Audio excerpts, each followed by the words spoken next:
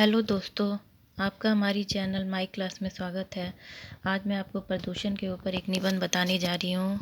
इसका संकेत बिंदु है प्रदूषण का अर्थ, प्रकार, कारण, परिणाम, पर्यावरण और प्रदूषण उपाय।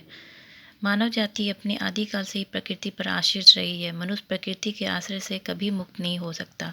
वैसे तो पर्यावरण की सुरक्षा हमारी सुरक्षा है, फिर भी भावी मानव जाति के हित के लिए भी इसकी सुरक्षा अपरिहार्य है। आज के वैज्ञानिक युग में विज्ञान ने जहाँ मनुष्य को अपरिमित शक्ति प्रदान की है, वहीं उसे प्रकृति की ओर उन्मुख भी किया है और प्रकृति के संतुलन को बिगाड़ने में प्रत्यक्ष योगदान भी दिया है। प्रदूषण के कई प्रकार हैं। जल प्रदूषण, वायु प्रदूषण, ध्वनि प्रदूषण और भूमि प्रदूषण।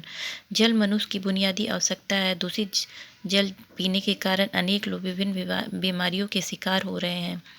जल प्रदूषण के लिए अधिकतर कारखाने जिम्मेदार हैं। वायु में भी प्रदूषण होता है। यातायात के साधनों और कारखानों में से निकला धुआं वातावरण को प्रदूषित बनाता है। इसी कारण वातावरण में ऑक्सीजन की मात्रा कम हो रही है।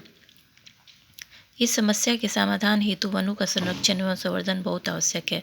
ध्वनि प्रदूषण शहरों में बढ़ता जा रहा है। बसों के हॉर्न, मशीनों के चलते और तेज आवाज़ में ध्वनि विस्तारक यंत्रों के माध्यम से संगीत सुनाने से ये प्रदूषण बढ़ रहा है। इसी कारण बहरापन, उच्च रक्तचाप, सिर दर्द आदि रोग बढ़ रहे हैं। भूमि कटाव आदि के कारण भूमि प्रदूषण बढ़ रहा है। वनों के कटाव और बाढ़ आदि के कारण ये समस्या बढ़ती जा रही है। मनुष्य मानव विकास, विशेषकर औद्योगिक विकास की देन है। इससे वायु एवं जल दोनों ही प्रदूषित हो रहे हैं। बड़े बड़े कारखानों की चिमनियों से उठने वाला धुआं, इंजनों से निकलने वाली गैसों और धुआं, इन सब के परिणाम स्वरूप वातावरण को दूषित हो जाना स्वाभाविक है। धुएं के प्रभाव से वायुमंडल में एक ओर ऑक्सीजन घट रही है तो दूसरी ओर विषैली गैसों की मात्रा बढ़ रही है। इसके परिणाम स्वरूप कई संक्रामक बीमारियों से पीड़ित मानव और अन्य जीवधारी बड़ी तेजी से मृत्यु की ओर अग्रसर हो रहे हैं। शहरों में स्वच्छ वायु के साथ साथ स्वच्छ शुद्ध पानी का अभाव भी पर्यावरण असंतुलन के घातक परिणाम उत्पन्न कर रहा है। घरेलू उपयोग के बाद बचे गंदे पानी, नदी नालों में प्रभावित मल तथा कारखानों से निकलने वाले व्यर्थ पदार्थों से जल विषाक्त हो जाता है।